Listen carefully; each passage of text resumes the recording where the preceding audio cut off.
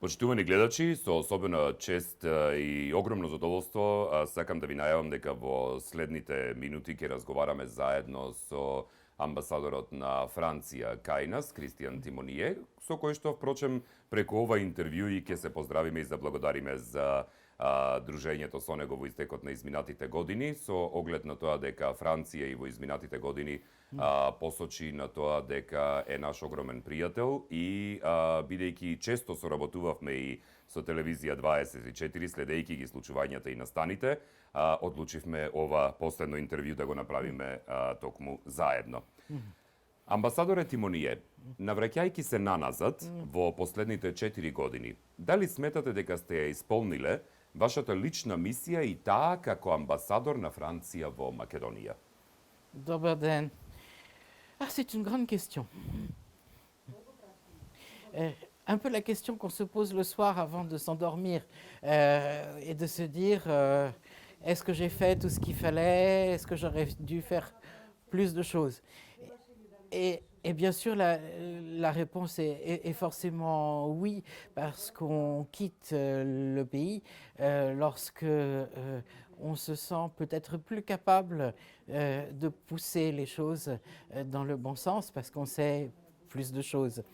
Mais je crois quand même que dans l'ensemble, j'ai été fidèle à la principale instruction qui m'avait été donnée et qui était de faire progresser autant que possible ce pays dans son chemin vers l'Union européenne. Et sur ce point, je crois que les étapes ont été franchies. Elles ont été totalement inattendues. Quand je suis arrivée ici, on m'a dit soit les choses restent comme elles sont, c'était en 2016, et tu n'auras pas grand-chose à faire dans le domaine politique,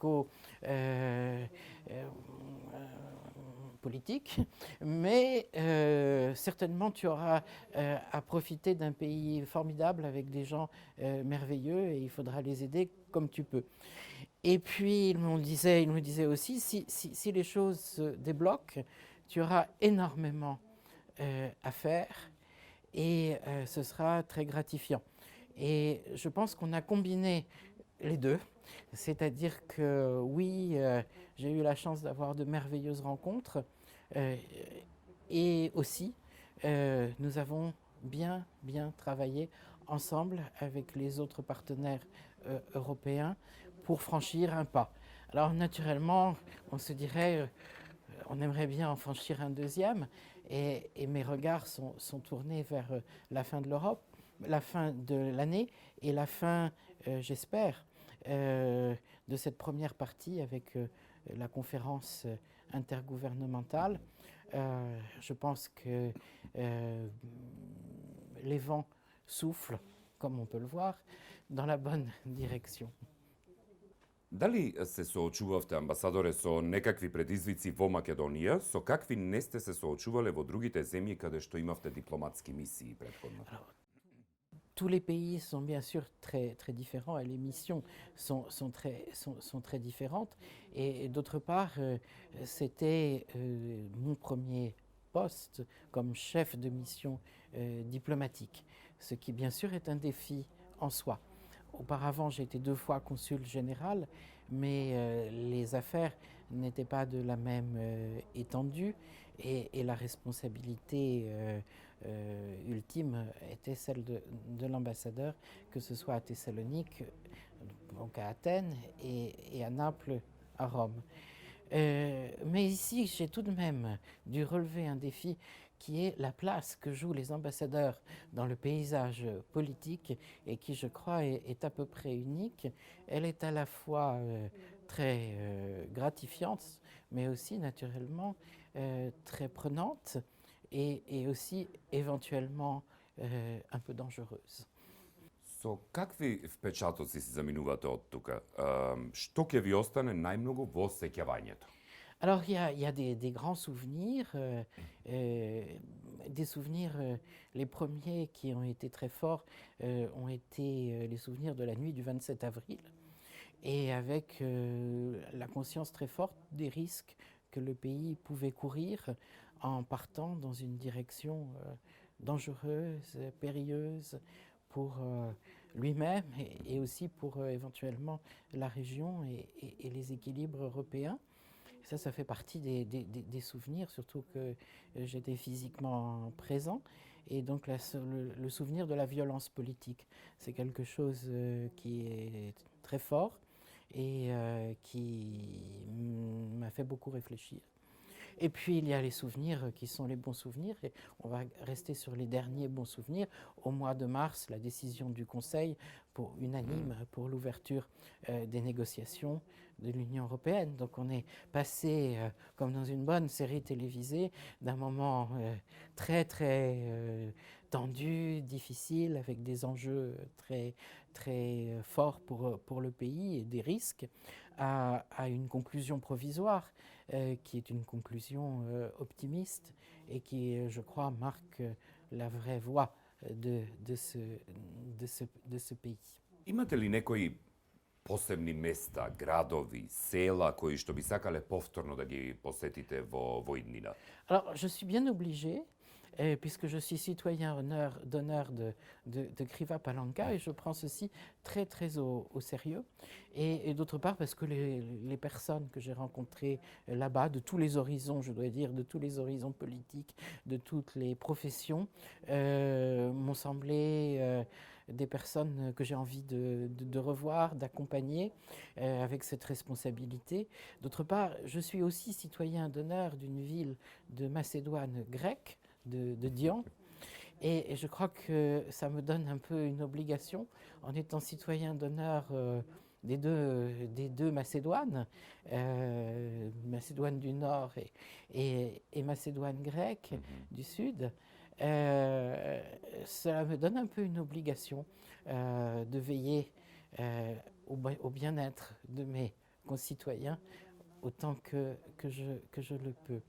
Et ceci posé, il y a des endroits qui parlent bien sûr à mon cœur, comme le lac de Prespa, pour lequel je suis un peu inquiet avec la baisse du niveau. J'espère que les choses vont rentrer dans l'ordre et que ce symbole, ce qui est devenu un symbole de l'enracinement européen de ce pays, va pouvoir trouver aussi son évolution parce qu'on a envie de partager les endroits qu'on aime, dans un endroit qui serait modèle de développement touristique durable. Je crois que les Européens et les autres ont besoin de se ressourcer dans cette immense paix, dans ce lieu de rencontre entre les cultures albanaises, grecques et macédoniennes, et en particulier cette île extraordinaire de Golem Gorod, qui est un endroit absolument tel que je n'en ai jamais vu nulle part au monde.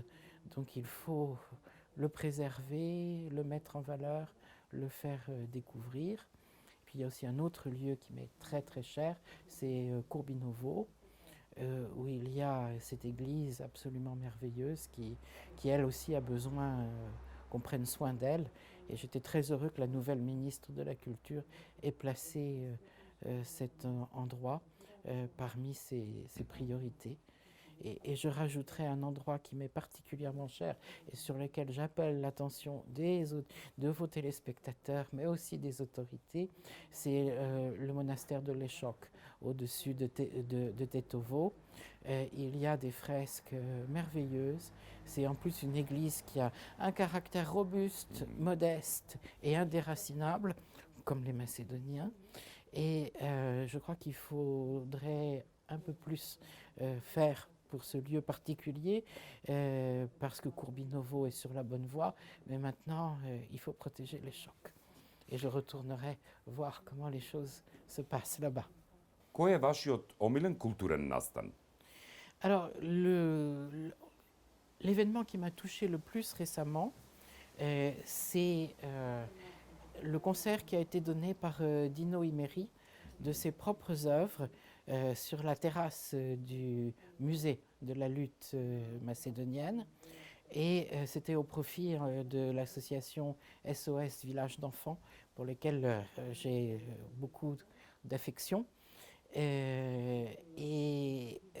J'ai beaucoup aimé le fait qu'un grand pianiste joue ses œuvres personnelles, qui sont très belles, les fasse découvrir en période que nous connaissons, donc nous étions tous masqués et à distance, et tout ceci au profit des enfants, et avec cette idée de la transmission, et cette idée un peu répétée, mais qui pour moi est réelle, c'est que la beauté sauvera le monde. Кое е вашето омилено природно место, односно локација во природата? Alors, certainement, euh, le- l'endroit où on découvre le lac d'Oride et le lac de Prespa, cette montagne que j'ai gravie non sans peine avec votre ministre de la Défense, mais cela valait la peine. C'est comme l'itinéraire vers l'OTAN, ça a été un peu difficile et long, mais on y arrive. Et l'endroit est extraordinaire parce que il met de plein pied avec la grandeur de cette nature, et puis il se mérite. Амбасадоре, кое е вашето омилено јадење од домашните тука? La cuisine macédonienne est d'une variété infinie. D'ailleurs, j'ai pris des kilos ici que j'aurais beaucoup de mal à perdre, mais pour vous dire, c'est le tafche grafche, sans aucun doute, et en particulier celui qui m'a été préparé par l'association des dames de Kriva Palanka, qui m'ont préparé une suite de plats merveilleux, mais leur tafche grafche est inoubliable. Како французин не можам да не ве прашам, според вас, која е најквалитетната сорта вино во Македонија?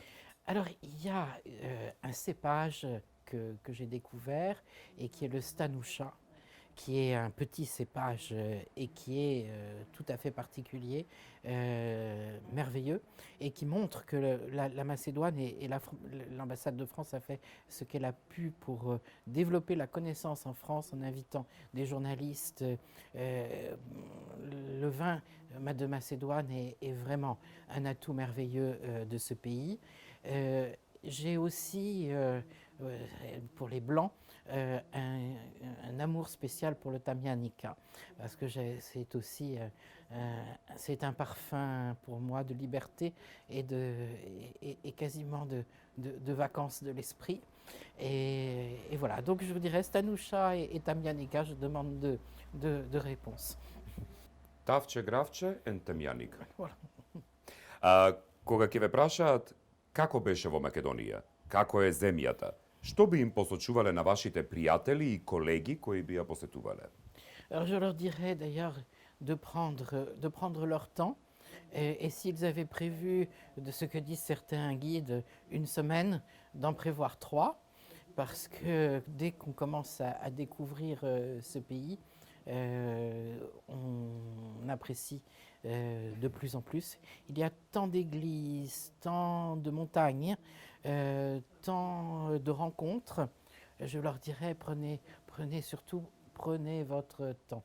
Што може да очекуваме како земја од вашиот наследник, односно, можеби наследничка? Je lui dirais de se fier à l'extraordinaire bonne foi et à la volonté de bien faire des interlocuteurs. Je crois qu'ici, il faut donner sa confiance et on est récompensé au centuple, mais aussi il faut regarder par soi-même, parce que les intentions ici sont excellentes, elles sont dites avec beaucoup de sincérité, mais il faut aussi toujours regarder comment les choses se passent sur le terrain, parce qu'il y a souvent encore beaucoup de travail à faire entre les bonnes intentions, les règles même qui ont été adoptées et leur exécution qui est difficile, parce que le poids de la société, les intérêts des individus font que si nous ne voulons pas qu'il y ait un divorce trop fort entre les paroles et les intentions et la réalité, ce qui nous est reproché ensuite à nous, diplomates, eh bien il faut être présent et avoir aussi le courage de dire s'il y a une différence entre ce qui est proclamé et ce qui est exécuté, mais il faut le dire avec le sourire et en proposant des remèdes.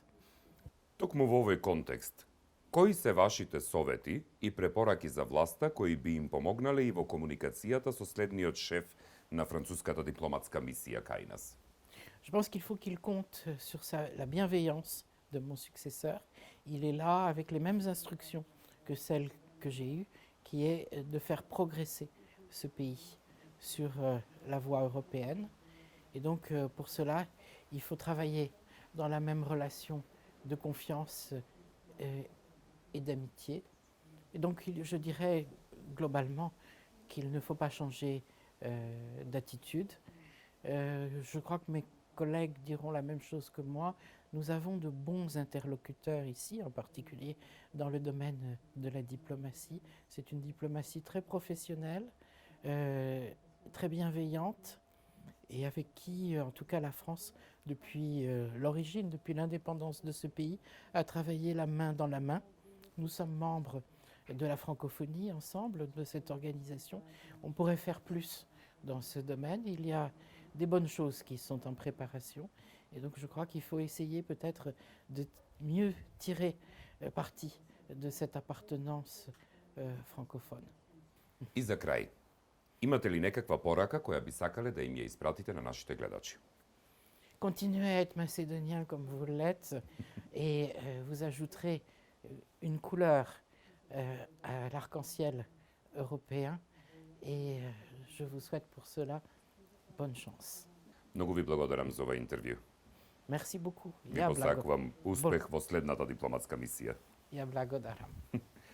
Почитувани гледачи, тука завршуваме со интервјуто кое што го направивме заедно со амбасадорот Тимоние. Ви се заблагодарувам за досегашното внимание, но останете со телевизија 24, бидејќи продолжуваме понатаму со нови содржини.